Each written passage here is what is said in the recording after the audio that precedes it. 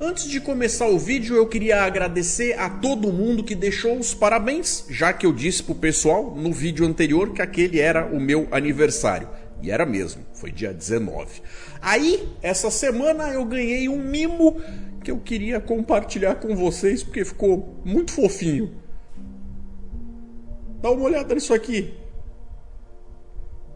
Ó, com abridor de garrafa, com símbolozinho e tudo. Obrigado, Pedrinho. No fim do episódio anterior, a Discovery estava indo atrás da assinatura de dobra da nave, da MOL e do LAC, que aparentemente sumia do nada. Como a gente já tinha visto nos teasers desse episódio, alguma coisa sugerindo ali um universo alternativo, que a gente sabia bem qual era, a gente ficou se perguntando se eles iam para o universo do espelho, sendo que a gente já sabia que o título desse aqui era Espelhos, ou Mirrors. Então não foi assim tão difícil, nem precisou do Sherlock Holmes para a gente entender do que eles estavam falando. Mas será que foi exatamente isso? Salve telanautas, o seu apresentador do Telatracker, oficialmente mais velhinho, tá aqui pra gente falar sobre Star Trek Discovery na sua reta final, na quinta temporada que vai ser a última, no quinto episódio. Chegamos no meio da temporada com o episódio Mirrors, que aqui no Brasil saiu como Espelhos. Episódio esse que eu já adianto, na minha humilde opinião, teve várias ideias muito bacanas, mas que foram executadas de um jeito que me deixaram cheio de ressalvas. O que é uma pena, porque tem tanta coisa bacana sendo proposta aqui que eu queria ter gostado plenamente do episódio. Eu gostei até bastante, mas não é perfeito. Então, para todos vocês que acompanham o meu trabalho aqui no canal, sejam vocês antigos na minha audiência ou que estejam chegando agora, vou pedir humildemente que deixem um like e considerem se inscrever no canal. Ativem o sininho das notificações para não correr o risco de não serem informados de quando eu lanço coisa nova aqui. Porque já pensou vocês ficarem sem mim na tela de vocês? Que desastre! Lembrando que lá no fim do vídeo vai ter a participação dos telanautas, no momento dos telanautas, então para não perder nada, assistam até o final. E se vocês quiserem, assim como eles, participar também, confiram as regras do Responda 2 pontos na descrição desse vídeo. A partir desse ponto, eu vou recapitular os principais eventos do episódio, comentando tudo tintim por tintim e falando o que eu achei de cada uma dessas coisas, para bem e para mal. Então a partir desse ponto aqui, estejam todos avisados que vai chover spoiler. Logo no começo do episódio a gente é lembrado que tem essa amarração emocional psicológica entre o personagem do Book e a mocinha Mol, aonde ele a vê como o algo mais próximo de família, já que ela era filha do cara que foi o mentor dele. Com essa coisa deles passarem o nome, Cleveland Booker, para as próximas gerações, sem necessariamente ter uma ligação de sangue, genética, mas como se você tivesse esse negócio de adotar alguém, passar para essa pessoa os seus conhecimentos, a sua malandragem a respeito da vida, do universo, que naquela época era uma coisa que estava em desarranjo, e isso faz muito parte desde a terceira temporada de Discovery, eles tratando de como é que as coisas foram saindo desse momento mais sombrio para voltar para a esperança, que foi liderada pela chegada justamente da nave Discovery, que era justamente o que era necessário para poder fazer com que se reacendesse a chama da civilidade desse lado da galáxia. Então a partir desse ponto a gente sabe que ele vai fazer o possível para fazer as coisas entrarem nos eixos e de repente se conectar com a moça de uma forma benéfica. Vamos e convenhamos, isso tem sim um pezinho no clichê de coisas que a gente já viu dentro da franquia espalhadas de uma forma ou de outra, mas também não sei se chega a ser a pior ideia para ser tratada dentro de um ambiente que tem as intenções que Star Trek tem. Aí como a gente tem uma certa necessidade, já que a ideia do episódio vai passar por um certo algo que fala e versa no cientifiquez, para que isso seja compreendido pela audiência, da série, eles colocam essa explicação na boca do Stamets e da Tilly, que estão lá contando pra gente o que acontece com essa porção de um bolsão dimensional que não chega a ser, como a gente tinha chutado anteriormente, o próprio universo espelho, mas como se entre uma sala e outra a gente estivesse falando daquele lugarzinho do batente entre uma sala e outra, dividindo o espaço. Não necessariamente sendo o universo do espelho. No entanto, o rasgo no espaço que permite sair do nosso universo para poder entrar justamente nesse bolsão é muito estreito, eles acabam precisando ir com uma nave auxiliar, não podendo passar com a Discovery toda. Aí eu nem vou comentar o lance de que seria mais inteligente que tivesse ido outra galera, além da capitã da nave, mas como eu falei, nós estamos na 5ª temporada da série. Se a gente não entendeu como é que ela funciona ainda, tá reclamando desse tipo de coisa, a gente tá vendo a série errada por tempo demais, talvez. Se você chegou até aqui, você já deveria ter aceitado que eles vão seguir por certos caminhos com certos trejeitos, que a essa altura já acho até meio pedir demais que eles se livrem.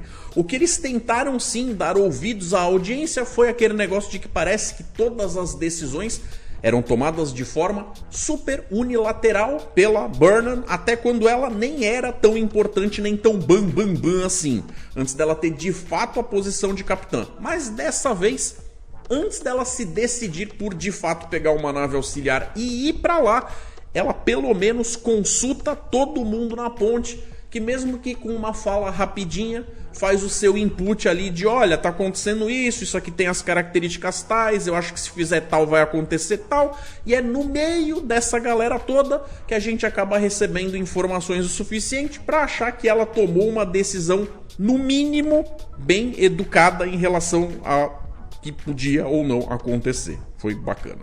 O comandante Raynor é óbvio que até tenta expor, colocar isso em palavras, essa preocupação de muita da audiência, de que a Michael não deveria estar sempre à frente de tudo o tempo inteiro. Ele queria ir para poder preservar ela e tal, ou que pelo menos ela levasse uma equipe de segurança. Mas ela tá apostando na tal ligação da moça com o Book, para de repente ter a chance ali de não chegar assustando a menina com muita gente armada e aquela coisa toda. Então eles pegam a nave auxiliar e vão para lá com um impulso todo só para dar aquela emoção que na prática mesmo pro roteiro não fazia muita diferença, mas eles têm lá que desviar de uns destroços e tal.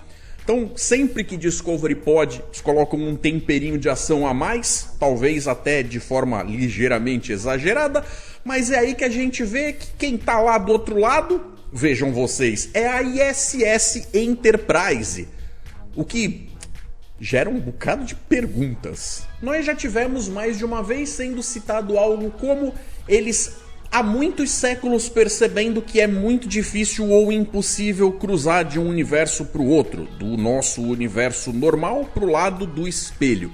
E aqui, quando ela vê a coisa, ela acaba se perguntando por que a pista estaria justamente aí. A resposta para mim parece até meio óbvia, mas a gente assiste o episódio deixando o episódio responder por conta própria. A Tilly tá lá correndo atrás das coisas que foram pedidas para que eles possam dar uma aumentada na capacidade da comunicação, que tá sofrendo interferência, e é óbvio que ao passar pela enfermaria ela acaba notando que o Culber não tá assim tão bem.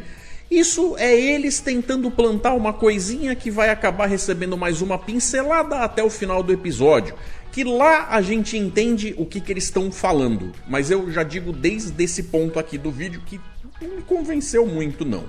A gente também teve a Adira conversando com o Stamets, também lidando exatamente com a mesma problemática, e a gente ainda tem o próprio comandante Raynor correndo atrás de ir, pedir e forçar, porque ele quer sempre ser o cara mais eficiente em tudo que está fazendo. É óbvio que ele vai microgerenciar tudo que está acontecendo ali, e para cada solução parece que tem um outro problema extra que talvez seja mais complicado do que o problema em si, o que vai mantendo o lado do pessoal da Discovery ocupado enquanto a gente vai acompanhar a historinha lá do outro lado da fenda, no bolsão.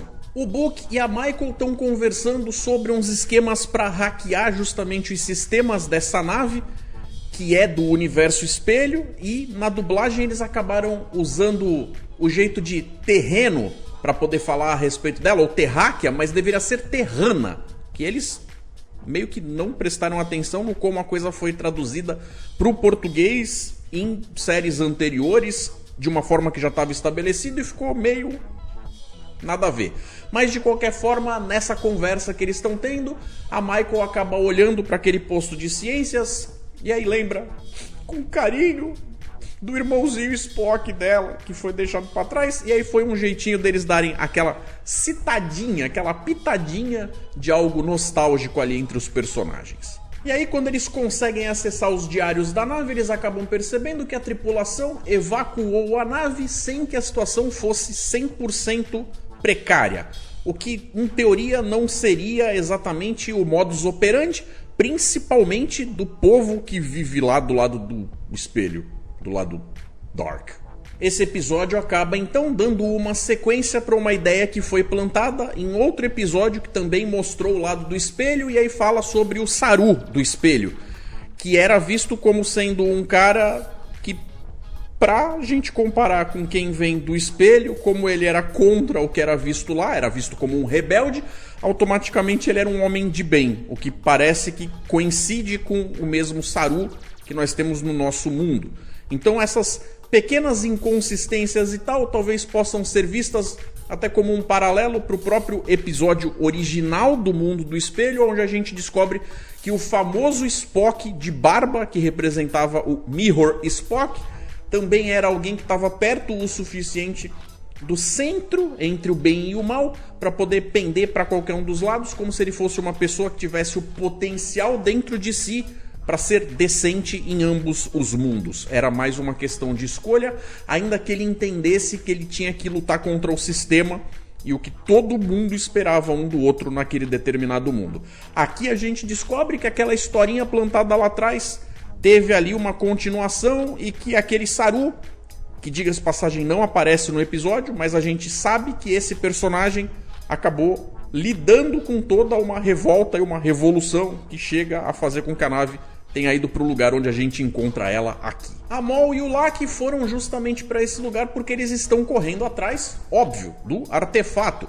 E eles estão lá dentro da enfermaria usando um sistema de hologramas com tecnologia que daria conta disso facilmente para poder justamente multiplicar a imagem deles e criar confusão o suficiente para eles terem vantagem ali na cena de ação. E aí vem o que seria a suposta grande revelação do episódio, porque quando eles de fato acabam parando para fazer uma cena de diálogo, naquelas de que não vamos tentar lidar com tudo só no tiroteio, vamos tentar usar um pouco de diplomacia e tal, a gente acaba descobrindo, até por comentários e flashbacks que vão conduzir a historinha para apresentar para nós da audiência, que o Locke era um nobre, vejam vocês, Breen, coisa essa que eu já cheguei a cantar a bola em algum momento, que era uma possibilidade, até por causa do como aparece o rosto dele pela primeira vez lá atrás, no primeiro episódio, que a gente vê que estava morfando, eles deram uma ênfase para aquela cena, com certeza aquilo significava alguma coisa. Então,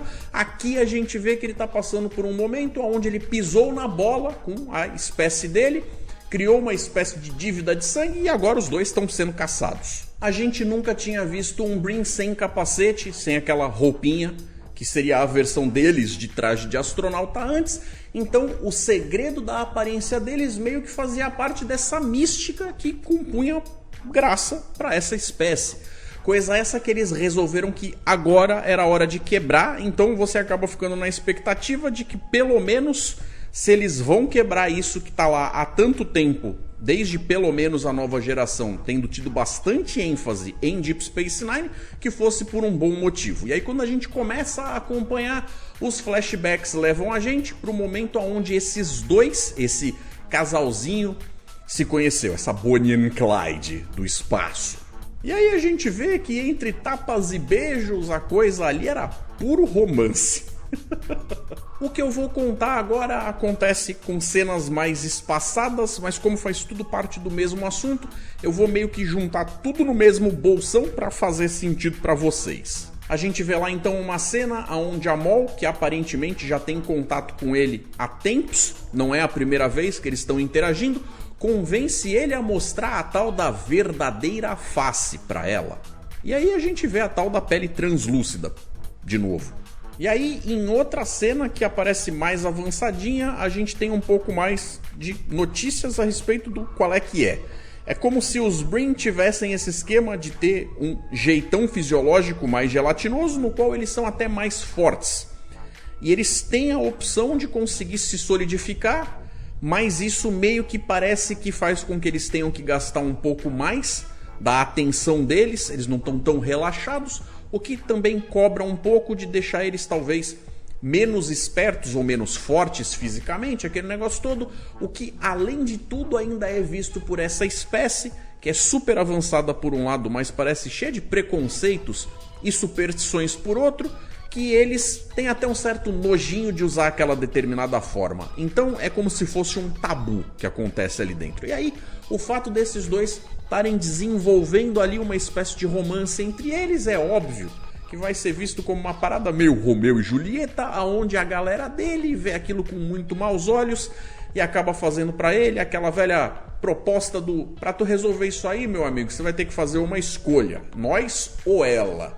É óbvio que ele escolhe ela, queimando o resto da galera no processo. E aí, mesmo sabendo que agora eles estão queimados na rodinha e que eles vão ter um tempo difícil pela frente, eles escolhem ficar juntos.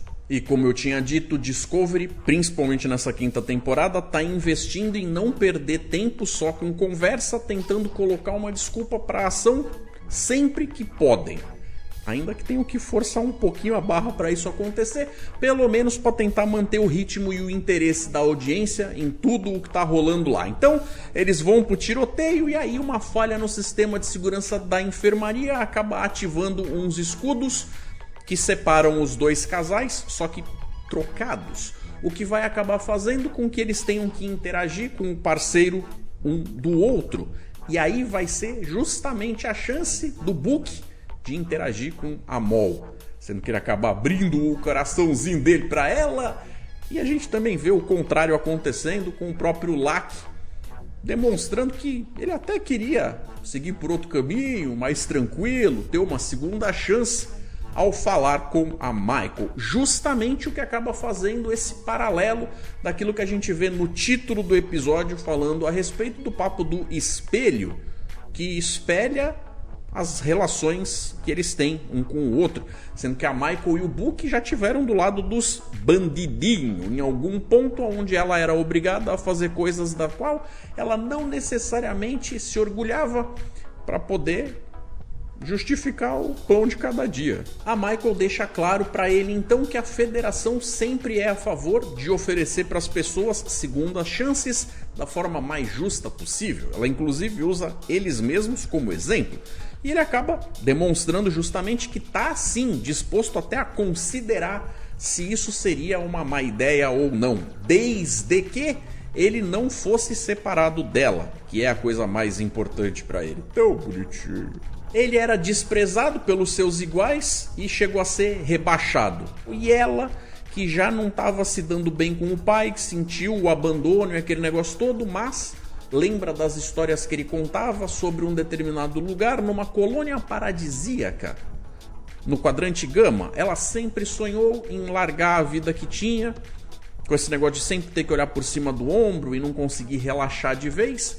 Querendo se ajeitar, ela pensava em conseguir todo o Latinum possível para de fato de vez acabar deixando essa vida para lá. E se ela vai para um lugar desses e ele não gosta de onde está, por que não os dois irem juntos?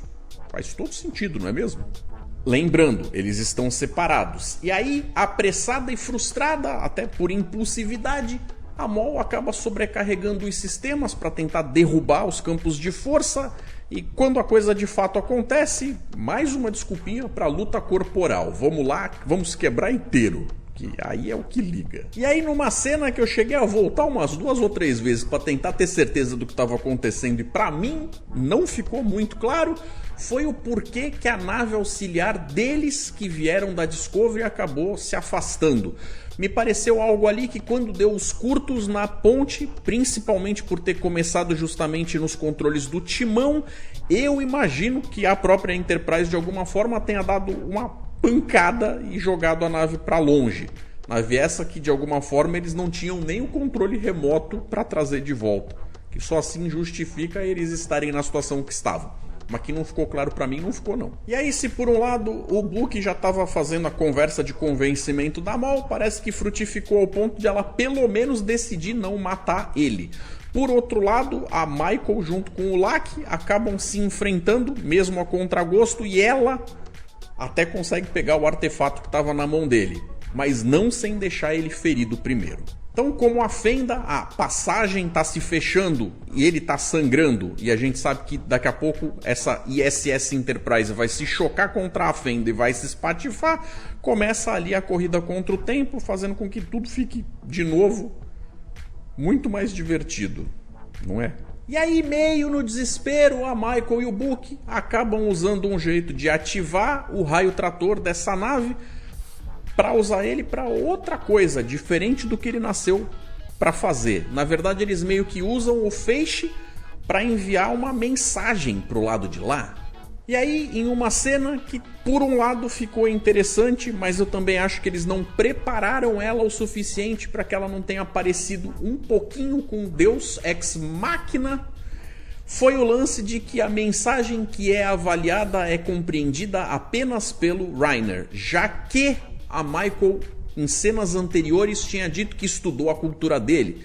E aí é como se ela tivesse soltado uma coisinha super curtinha que ele imediatamente ouviu e associou, falou, eu entendi o que ela quis dizer. E aí de novo a gente tem o pessoal da ponte todo dando palpite do que pode ser feito, o que também foi saudável, porque mostra um trabalho em equipe ali, apesar de ter sido uma coisinha bastante pontual, de cada um soltando um piu-piu-piu a respeito de cada coisa. Quem manda benzaço, mais uma vez, é o Rhys, que acaba falando a respeito dos torpedos de antimatéria que poderiam ser usados de uma forma específica para expandir a entrada do bolsão dimensional. Parabéns, Rhys. É então que a Discovery, que já estava mais ou menos preparada, acaba usando seu próprio raio trator para puxar eles de lá. Só que quando a ISS Enterprise atravessa, a gente vê a Maul e o Locke saindo com um tal de Warp Pod, que não chega a ser uma nave auxiliar, mas o que por si só acaba gerando algumas perguntas do porquê que se tinha esse raio de navinha lá dentro, eles todos não foram juntos e tiveram que se separar a contragosto, sendo que isso era inclusive mais perigoso para ambos os casais. Talvez eles pudessem ter se dado ao trabalho de colocar uma frase lá explicando como é que aquilo, por uma forma ou por outra, não foi percebido pelos sistemas, não estava no manifesto, e só a Locke e o Maul, quando entraram, talvez tenham trombado com o negócio, falado, se a gente precisar, como uma espécie de último recurso, a gente pode usar isso aqui. Mas foi algo que brotou do nada na história, e ficou bastante esquisito. Mais uma vez, então, por pura pornografia de nostalgia de navinha, a gente vê a Discovery frente a frente com uma Enterprise, com uma classe Constitution, apesar de ser a versão disco. E aí a gente fica sabendo que a Detmer e a Wosekun foram colocadas na missão de ir pilotar essa nave para levar ela para junto do depósito da Federação /Frota Estelar. E aí eu digo para vocês, coitado do Rhys, que tá desde o começo falando o quanto ele gosta do raio da classe Constitution e aqui não deram tempo para ele interagir com ela de forma nenhuma. Coitado, ficou chupando o dedo. E aí ali já pros 45 do segundo tempo a gente vê o Culber tendo aceitado aquele negócio da Tilly de falar se precisar conversar, estamos aí, sempre ouvidos e tal, ele vai de fato trocar uma ideia com ela no bar, de forma ali mais informal, mais interpessoal, uma forma menos profissional, e ele acaba dando o braço a torcer que tudo isso que aconteceu com ele, desde o começo da série, mas principalmente os últimos eventos onde ele emprestou o corpo para o Ginal, acabam gerando certas respostas emocionais e filosóficas com as quais ele não necessariamente está preparado para lidar, e a carga de pensar nessas coisas sozinho talvez esteja sendo complicada. E como meio que ele é o psicólogo da nave, ele não necessariamente tem muito com quem falar e com quem dividir. E aí, aquele negócio de Não seria meio óbvio que ele conversasse sobre esse tipo de coisa com o marido? O problema é que o Stamets é um cara muito mais pragmático, que tem um pensamento muito mais voltado para o lado científico, e ele sabe que as coisas que ele está pensando vão para um lado que ele nem sabe pôr em palavras necessariamente. E por mais que ele relute contra a ideia, ela esfrega na carinha dele o fato de que o que ele está falando tem um lado de espiritualidade. Ele até tenta lutar contra, mas que é. E aí é aquele negócio, ele até queria falar com o Stamets, mas não vai dar muito certo não. Esse negócio de espiritualidade versus ciência é por si só um assunto que pode ter desdobramentos fascinantes, com um potencial incrível para você ter conversas muito bacanas. O problema é, eu acredito que a forma como eles colocaram isso no episódio, ainda que tenha sido só a ponta do iceberg para algo que talvez venha a ser comentado depois, ficou um pouco deslocado porque não teve a chance de se aprofundar o suficiente, então me pareceu algo que tá ali só para dizer que aconteceu e ficou sem estofo. Então me pareceu bastante vazio. Então, no fim da missão, a Michael acabou com um tal do artefato que dentro de si tinha lá o tal do frasquinho com o líquido azul, que a partir do momento em que seja examinado, deve trazer, supostamente, vai trazer, é certeza, as novas pistas do que eles devem ir fazer no próximo episódio. Então a gente vê nesse comentário final entre ela e o Book que ela se deu ao trabalho antes de mandar a ISS Enterprise embora.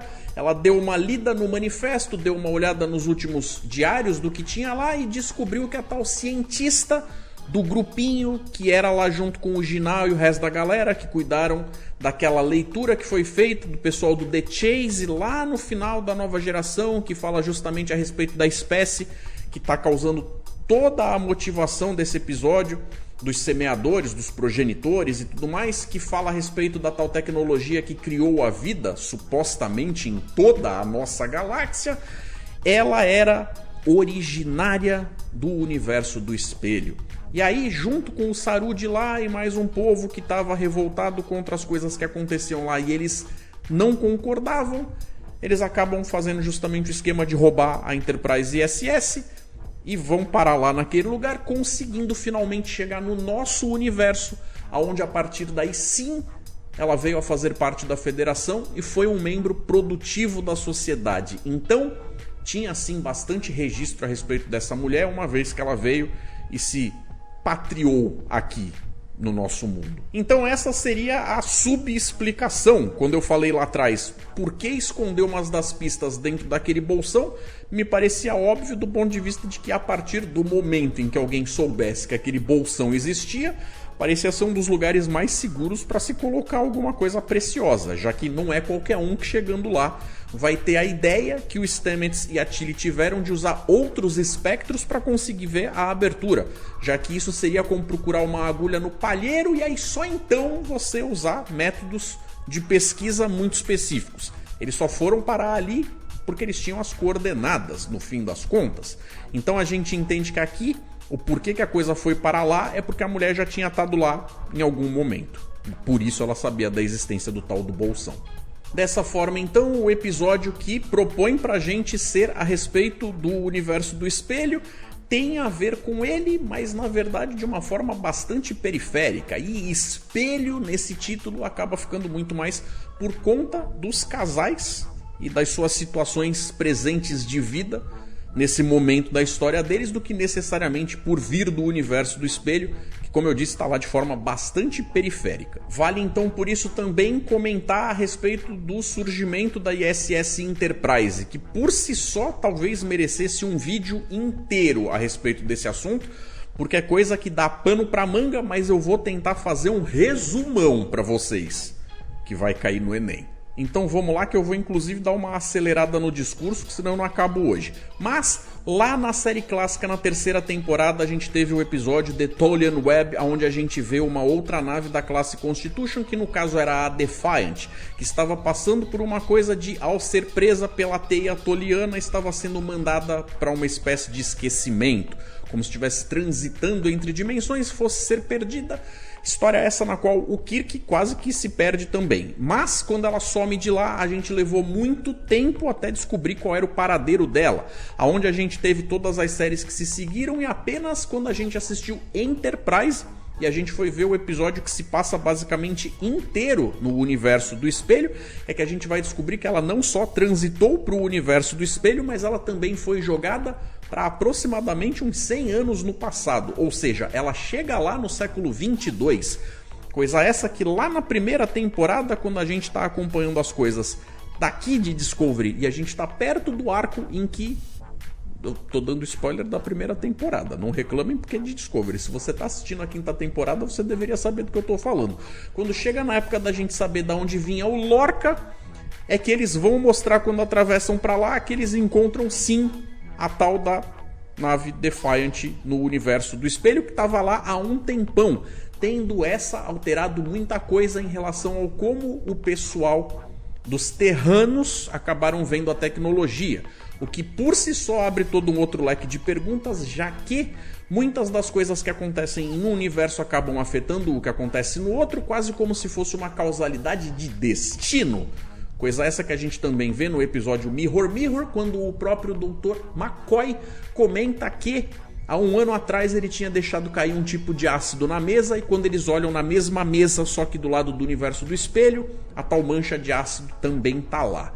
Então se a gente for pensar que mesmo quando você avança tanto tempo depois, você continua vendo paralelos de mesmas pessoas existindo lá, sendo que coisas tão drásticas acabam acontecendo, é como se você tivesse uma espécie de amarra ou âncora que faz com que esses universos, por mais que passando por ramificações que tornam eles distintos o suficiente para serem praticamente opostos em termos de valores morais, ainda acompanham coisas que geram basicamente os mesmos nascimentos de indivíduos. Me fiz claro? Então aqui a gente está vendo a transição aonde dessa vez é uma nave de lá, do universo espelho, também uma classe Constitution que acaba vindo, e também encontrada em outro momento, que não é necessariamente uma viagem para o futuro, já que ela aparentemente passou esse tempo todo dentro daquele bolsão, mas seria como se fosse o espelho do que acontece lá. E finalmente a gente chega no assunto do capacete dos Brim, que é também um outro assunto que, como eu disse lá no começo, o episódio teve várias boas ideias, mas a forma como elas são tratadas faz com que às vezes a gente tenha que torcer um pouco o nariz. Eu sei que muito dessas coisas acabam acontecendo porque a série, que agrada sim a muita gente, mas outras pessoas que cobram certas coisas específicas que não sentem que recebem, acabam tendo um certo ranço. Justamente por causa dessas incompatibilidades de expectativa, é que a gente vê eles, os Brim, desde lá atrás, quando apareceram na nova geração, mas principalmente durante a Guerra do Domínio, tendo todo um aspecto mais misterioso, aquele negócio todo, usando seus capacetes, que até então a falta da gente entender o porquê fazia com que a gente falasse, como eles são misteriosos. Mas aqui a gente vê, inclusive, eles dentro do espaço deles mesmos, que seria uma espécie de base ou nave, usando também os capacetes. Tudo bem que a gente acaba vendo que a Maul entra lá e tal, mas o lance deles continuarem usando aquela contenção dentro de um ambiente que em teoria deveria estar adaptado para eles, faz com que a gente acabe se perguntando se essa vontade de ser misterioso todo é só porque eles são fãs do Mandaloriano e não querem tirar o capacete.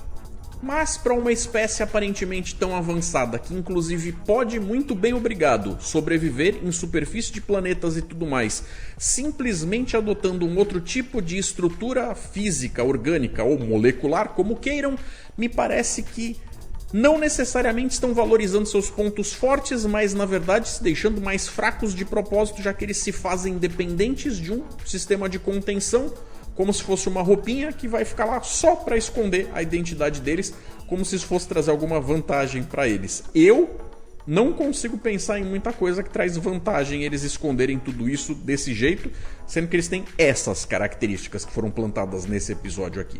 E quanto à espécie do próprio Rainer, a gente vê que ele é um Kelleron, que aparece no episódio Armageddon Game do Deep Space Nine, segunda temporada, 13º episódio.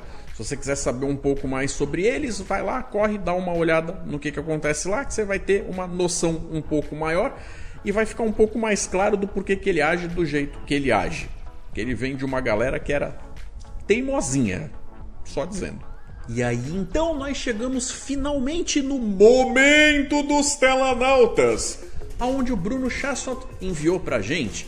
Em primeiro lugar, queria te dar os parabéns, apesar de que até a semana que vem, quando você ler, já vai estar atrasado, mas o que vale é a intenção. Muito obrigado, Bruno, de verdade. Gosto muito desses episódios que lidam com viagem no tempo. Esse me deu um gostinho de Voyager. De maneira geral, estou com aquele sentimento de Enterprise. Quando chega na melhor temporada, acaba. Pois é, Bruno, viagem no tempo pode render histórias muito bacanas. Mas também é o tipo da coisa que, se o roteirista não tomar cuidado, acaba dando umas caneladas que depois fica até feio pro currículo. Agora, em relação a gente estar chegando na melhor temporada, não sei se todos os fãs ou toda a audiência concordaria com você. Porque tem muita gente que acha que a série tá só ladeira abaixo. Mas eu encaro sim como você estando correto. Pra mim a série nunca foi tão boa. Mesmo que muita gente não concorde comigo. E o Mauro Duarte mandou: parabéns atrasado, Heitor, vida longa e próspera a você.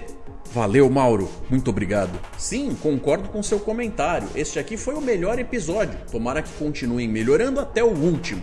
Vamos ao que interessa, senti falta do Lorca, Jason Isaacs. Creio que eles devem ter convidado o ator para este episódio e a provável negociação não deve ter dado certo. O que gerou para mim a maior falha do episódio. Suboficiais da ponte aceitando voz de comando de uma estranha do futuro sem consultar o Capitão Lorca.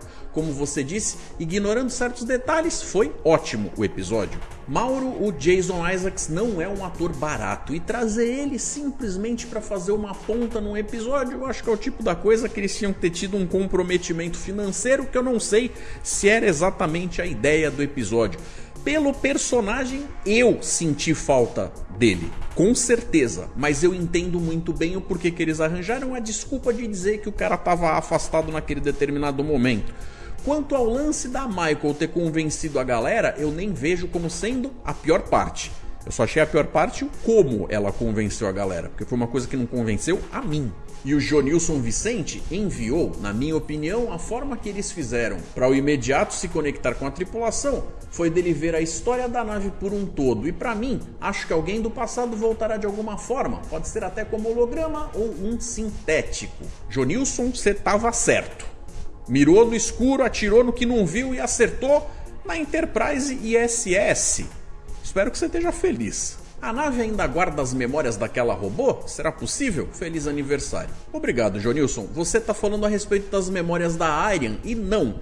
A nave não tem as memórias dela, mas lembrando que ela não era uma robô, ela é uma ciborgue.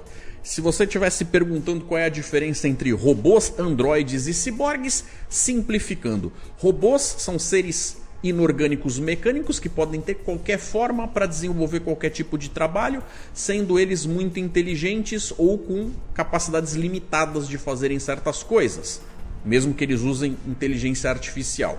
Agora, um androide, como o próprio nome já sugere, andros, tem necessariamente um formato que lembra os seres humanos ou o homem. Agora, em relação a ela não era um ser artificial, ela era um ser humano que em algum ponto precisou de receber partes artificiais para sobreviver, já que no episódio em que contam a história dela, e inclusive é o mesmo episódio em que ela morre, a gente descobre que ela passou por um acidente que quase levou a mocinha. Uma pena. Então é isso, galera, eu quero saber de vocês, o que vocês acharam desse episódio aqui. Foi um episódio bacana? Vocês acham que eu tô reclamando de barriga cheia? A série tá num crescente na opinião de vocês ou ela tá fazendo só uma entrega de mais do mesmo? Eu acho que eu consegui cobrir todas as coisas mais relevantes, pelo menos as que me saltaram melhor aos olhos. Se eu esqueci de alguma coisa, por favor, comentem aí, inclusive participando aqui do Momento dos Telanautas. Vou gostar bastante de ler os comentários de vocês. Então eu vou ficando por aqui, mas deixo 2 sugestões de vídeo para vocês continuarem seguindo com o meu conteúdo. Um forte abraço, galera, e até mais.